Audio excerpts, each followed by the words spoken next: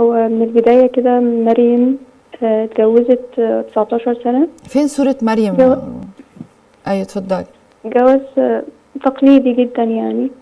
اه آم، بعد فترة فضلت معاه موجودة معاه والعلاقة كويسة جدا.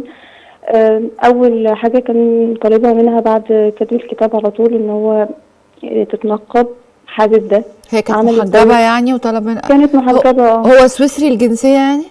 بالظبط كان سويسري الجنسية. كان جده لأمه بس هو اللي مصري، فعشان كده تم اللقاء في واتقابلوا فين، المقابلة هنا ولا هناك في ولا فين؟ في مصر.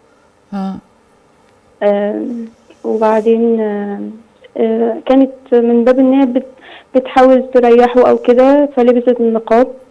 بعدها بدأت لما سافرت سويسرا بدأ يلبسها العباية. بدأ يشرطوا إن هي ما لا، ما تتكلمش هي مع اكيد حد. لما لبست النقاب لبست العباية، هتلبس نقاب على. بالظبط. لا هو الفكرة بقى إنه لا مفيش حاجة تبان منك نهائي حتى عينيكي. حتى مفيش عينيكي ازاي سوشيال تمشي، ميديا. ازاي تشوف ازاي؟ ببيشة بقى أيا كان الوضع ايه.